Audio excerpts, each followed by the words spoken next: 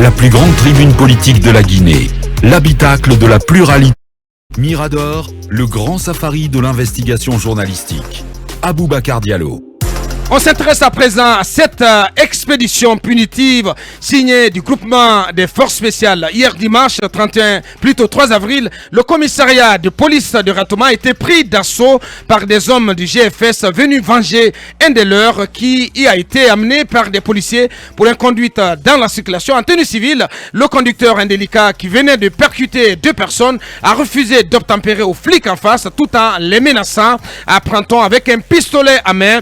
Des questions à se poser sur l'attitude les agissements plutôt des éléments du GFS, le groupement à l'origine du coup d'état du 5 septembre. Les éléments du GFS se croient-ils tout permis durant cette transition? À quelles sanctions devraient-ils s'exposer ces hommes du colonel Mamadi Doumbouya après cette scène étrange? Faut-il redouter d'autres écarts de comportement de la part d'autres éléments excités du GFS? Nous posons le débat dans les minutes qui suivent. À retenir en fond de toile, en fil d'Ariane plutôt, pour la journée ce lundi 4 avril, sur instruction du procureur spécial près la CRIEF, plusieurs anciens membres du gouvernement d'Alpha Condé vont renouer avec la direction des investigations judiciaires de la gendarmerie pour des faits présumés de corruption, de détournement, de blanchiment de capitaux, de vol et de complicité active dans la dilapidation des deniers publics. Pour cette journée sont attendus devant les enquêteurs pour une audition sur le fond avant leur renvoi devant la chambre de l'instruction de la Cour de répression des infractions économiques et financières, l'ancien Premier ministre Dr Ibrahima Kassoul Fofana, les anciens ministres Oye Guilavogui, Dr Mohamed Diané, Bantamasso, pour ne citer que ceux-ci. À suivre donc plus de détails avec notre limi en chef Akumba Diallo. Le temps de prendre en compte vos premières réactions qui viennent de tomber, plutôt le temps pour Talibé Barré de se préparer à parler des agissements du GFS, de ces éléments du GFS hier devant le commissariat central de Ratoma. On fait un premier point sur vos réactions avec Abou Soiré, Abou Poutine, je sais pas, Abou Soiré Banco. J'interpelle ce matin de faire, en acceptant sa décision pour la baisse du prix des denrées alimentaires. Tourama Bolokada qui réagit également. Le CNRD ne m'impressionne plus dans notre pays. Le commandant du camp militaire de Denguiraï est en train de récupérer les véhicules des responsables du RPG Cancel à Denguiraï. On enchaîne avec Mamadou Moustapha Bari. Bonjour Abouakar à toute l'équipe. Il faut dire à Kaba qu'il n'est pas plus humaniste que nous, qu'il arrête un peu son show et à faire son boulot. Je ne comprends pas. Allez, cet autre qui nous écrit également.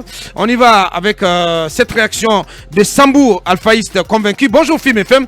Bonjour Alain de Boulonab, Mohamed Kaba. Monsieur l'influenceur, apparemment le RPG Cancel refuse de mourir et ce à cause de cela que les gens sont fâchés. Allez, j'enchaîne avec cet autre Imran Diallo pour aller très vite. Bonjour Titi, amicalement à toute l'équipe. Admettez avec moi que tous les militaires et certains gendarmes se font appeler force spéciale avec des cagoules qui sèment la terreur aux paisibles citoyens. Il faut que cela soit clarifié. Le CNRD est un mal nécessaire. Eux qui auraient dû être la solution, ils constituent le véritable cauchemar pour le peuple. Ouvrons les yeux. On enchaîne avec qui exactement? Notre ami nous Baldé. Bonjour monsieur Diallo. Les Baldé, les Silla sont à l'écoute. Posez-vous des questions sur les Diallo, les camarades et surtout nos Sanankou Diaganké. Eh bien, c'est important ce qu'il dit surtout. Il faut qu'on regarde du côté des Diaganké. Je pensais pour l'ancien ministre Khalifa Gassama Diaby. Est-ce qu'il observe le jeûne? C'est à vérifier. Allez, Excellence Konaté pour terminer. Bonjour le chef suprême des médias, Abouakar et à toute l'équipe. Le problème qui se pose là est que nous avons du mal à faire un distinguo entre le CNRD et le gouvernement. C'est un flou total. Bonne journée à vous. L'émission continue. Film FM. La médisance porte dont on ne peut effacer l'opprobre. Le scandale et la médisance n'épargnent pas les intentions les plus pures et les procédés les plus honnêtes. Film FM, rien ne nous déviera de notre route. Film FM, bienvenue dans le sein des saints de la presse, où efficacité rime avec efficience. C'est barbant. Film FM. Mirador, c'est barbant. Les antivaleurs sous les fourches codines de nos chroniqueurs. Talibéen, on s'intéresse aux agissements de certains éléments du GFS. Ça s'est passé hier devant le commissariat central de Ratoma, ici tout près de la radio. Et vous parlez d'expédition punitive signée du groupement des forces spéciales. Oui, ça n'a tout l'air puisque, comme on l'a appris, un agent des forces spéciales qui était à bord de sa voiture a percuté un motard et donc blessant les deux personnes qui étaient donc sur la moto. Alors, puisque ça s'est passé devant le commissariat central, les policiers ont tenu à ce que l'agent des forces spéciales accepte de déposer les deux blessés à l'hôpital. Donc, l'agent des forces spéciales a refusé d'obtempérer à la demande des policiers et ils se sont vus dans l'obligation donc de le conduire au commissariat, de le placer là en garde à vue et il s'est fait par la suite menaçant.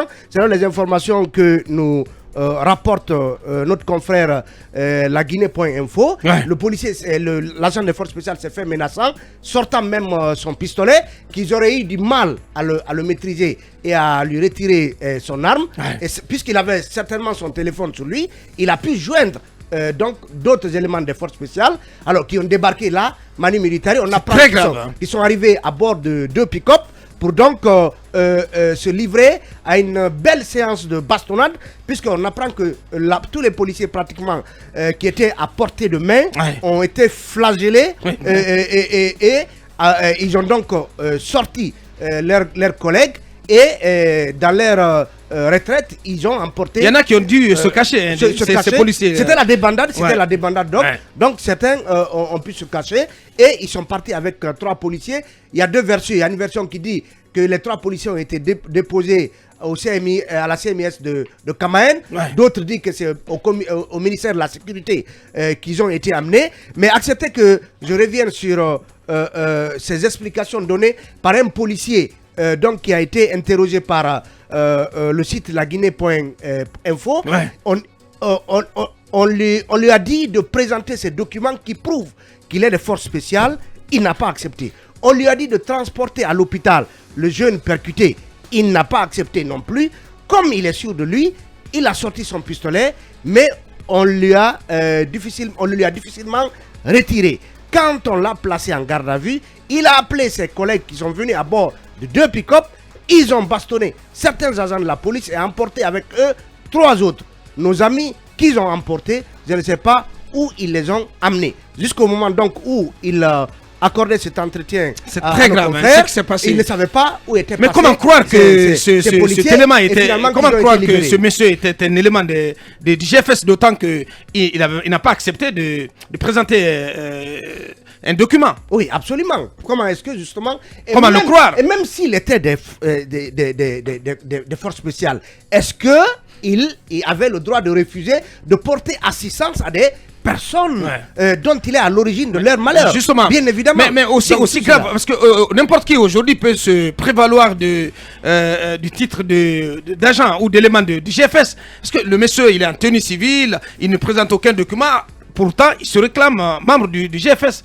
Et on le croit sur parole, il sort son pistolet, il veut ouvrir le feu sur tout le monde. Ils ne sont pas des hors-la-loi, ni des gens au-dessus de la loi, oui, ce qu'on sache. Justement, c'est ça. C'est très grave. Il faut dire que peut-être c'est la première expédition, en tout cas connue, de la part des forces, des éléments des forces spéciales, même si, bien évidemment, on se rappelle un peu toute la terreur que s'aimait à l'époque les hommes de Toumba, qui étaient patrons de la garde de Dadis à l'époque. Ils étaient tout permis, ils faisaient des descentes dans les stations-service, ils se faisaient plein les poches avec l'argent, les recettes au niveau des stations-service. Donc, ce genre de scène, nous en étions devenus familiers sous le CNDD. Est-ce que, finalement, ces forces spéciales-là, pourtant, qui représentent une unité d'élite, qui par conséquent doivent s'interdire certaines pratiques qui relèvent de comportements, pratiques rétrogrades, qui relèvent de comportements de voyous. Il faut le dire. On ne peut pas se permettre d'investir un commissariat et de passer à tabac tout le monde parce qu'on a un des nôtres qui est retenu. S'il s'était montré coopérant, il avait présenté ses dossiers et avait accepté rien que par humanisme, de porter secours à ces deux personnes, cela ne lui serait pas arrivé. Et donc, plus grave, vous l'avez dit, c'est toute cette colonne d'autres éléments qui est venue à la rescousse pour embarquer à l'heure tous ces policiers. C'est quand même, je sais pas, on est dans quel, oui, dans mais quel monde. Aboubacar, cela aussi explique un peu toute cette humiliation dont sont victimes très souvent les policiers, qu'ils soient de la routière ou des agents des CMIS, face aux militaires, qu'ils soient des forces spéciales ou du BSP, du bataillon de la sécurité présidentielle. Ils ont tous été victimes de ce mépris parce qu'on les considère comme des moins que rien, parce que étant des policiers. Alors que dans d'autres pays, le policier, il est davantage sacré que le militaire, sinon plus sacré, parce que lui, il est chargé de la sécurité au quotidien. Les militaires, si vous êtes bons, allez le prouver aux frontières ou allez sur des champs de bataille dans d'autres pays où on vous envoie en mission. Mais s'il faut venir débarquer dans un commissariat et mettre tout le monde, passer tout le monde à tabac, ce n'est pas digne des forces spéciales, mon colonel. Et selon certaines informations, on serait en train de gérer la situation à l'amiable. Ce n'est pas normal. Ça ne peut pas se passer comme ça. Il faut qu'il y ait des sanctions. Et justement, à quelles sanctions doivent s'exposer ces éléments incontrôlés ou indélicats du GFS? La prison, bien sûr. Je ne doute pas de l'engagement de Mamadi Doumbouya, de son volontarisme, sa fermeté à punir ce genre de sa fermeté à sévir contre ce genre de pratiques. Dès lors qu'il l'a fait contre un certain Alia Kamara, parce qu'ils auraient pris de l'argent à la présidence et qui sont en prison, même si on apprend qu'ils devraient bientôt sortir. Donc de la même façon, je pense que Mamadi Doumbouya, s'il s'avère effectivement que ces gens sont du GFS, et qu'ils ont commis ce qu'ils ont commis hier, évidemment qu'ils seront punis, et je pense que ils devront séjourner un peu plus en prison. J'ai été effectivement choqué en apprenant ce genre de scène, comme Talibé l'a rappelé tout à l'heure, qui remonte un peu à la surface, les souvenirs sombres, des pages sombres de l'ère CNDD à l'époque où les coplans et autres pouvaient descendre où ils voulaient, et surtout dans les commissariats. Il y a eu même des cas de mort, vous vous rappellerez, dans un des commissariats où il y a eu ces descentes, je crois que c'était autour de la drogue ou autre chose. Ça, c'est à la Kamene. À la Kamene, mais il y a quand même des morts. Ça aurait pu être le même cas hier, qui est de mort, d'autant plus que le gars avait son pistolet sur lui. Maintenant, il y a beaucoup de versions. Il faut véritablement mener des enquêtes pour savoir ce qui s'est réellement passé. Parce que, est-ce que le type, il est réellement des GFS? Ça, c'est un. Deux, est-ce que même ceux qui sont venus s'aimer la panique ici dans le commissariat sont du GFS, du moment où tout le monde peut être aujourd'hui des forces spéciales, n'est-ce pas? Mais si on nous dit qu'ils sont venus à bord des pick-up, et très certainement, je n'étais pas sur la scène. Moi, je n'étais pas là non scène. Peut-être qu'ils étaient aussi en tenue GFS. En tout cas, ce serait un mauvais. C'est un accoutrement spécial, hein. Pour les GFS, bien entendu. Comme leur nom. Donc, ce serait un précédent fâcheux si le CNRD ne trouve pas une solution à ce problème et ne sanctionne pas ceux qui doivent l'être. Moi, j'ai vu la petite vidéo hier, ça faisait un peu rire en même temps, mais c'est choquant. Ce policier Dandina, Claudican, quand il a quitté l'hôpital, les premiers soins, ça fait pitié. Parce qu'ils ont été malmenés. Molestés. En même temps, la version venant du monsieur, justement, qui est l'auteur de ça, dit qu'après l'accident, lui, il a plutôt voulu d'abord ne pas se présenter aux policiers parce qu'il est en civil et il ne voulait pas tout de suite dire bon, je suis des GFS, ainsi de suite, et qu'il leur a dit bon, laissez-moi amener ces messieurs-là à l'hôpital, je vais les soigner, et que les policiers voulaient plutôt d'abord lui l'envoyer dans l'enceinte du commissariat et même envoyer ses blessés dans l'enceinte du même commissariat. Ils l'ont fait, et que c'est à partir de là brutale. Et que c'est à partir de là. Au même moment aussi, les policiers, ils sont pas exempts de tout reproche. Oui, c'est ce que j'ai dit. C'est ça la vérité. C'est pour cela que j'ai dit qu'il y a plusieurs versions. Et que c'est à partir de là. Il y a du travail à faire sur la police. Non, Aboubacar, c'est là-dessus qu'on attend le ministre Bachir. Les versions peuvent diverger. Absolument. Mais la descente musclée et la bastonnade reste un fait constant. Alors, qui est-ce qui est non, mais ça ne dédouane pas du tout la... Absolument, ce qui est véritablement à condamner, quelles que soient les versions, c'est cette descente à posteriori, et venir créer la panique pratiquement dans tout le quartier, pas que dans le commissariat. Bien, allez-y Manu. Je crois que ces militaires devaient normalement être renvoyés d'abord à leur serment, au serment qu'ils ont prêté au terme de leur formation. Parce que quand ils ont été formés, je ne doute pas qu'ils ont prêté serment de protéger la population, de sauvegarder l'intégrité du territoire. Ces deux citoyens qu'ils ont percutés, c'est la population. Et il ne faut pas qu'ils oublient que le serment qu'ils ont prêté justement est celui de protéger ces gens. À la place de ce militaire, même si ce n'est pas moi qui avais percuté ces deux mécaniciens, je les aurais conduits à l'hôpital. Ça aurait été un sens de civisme déjà. D'humanisme. D'humanisme, tout simplement. Au-delà même de l'humanisme, tous ceux qui sont habillés ont un certain sens de sapeur-pompier. Ils doivent secourir tout citoyen en détresse, dans n'importe quelle situation. Et c'est cela aussi le sens de leur serment. Mais moi je pense que c'est aussi la conséquence du fait que on recrute les gens dans l'armée parce qu'ils sont grands, ils sont forts, ils sont robustes. Mais est-ce que des gens tiennent compte des diplômes que les gens ont pour accéder à certains niveaux de l'armée? Parce que les forces spéciales, ma foi, si je dois y recruter, je ne prendrai pas si tu n'as pas le master. Moi, personnellement, il faut un master en droit.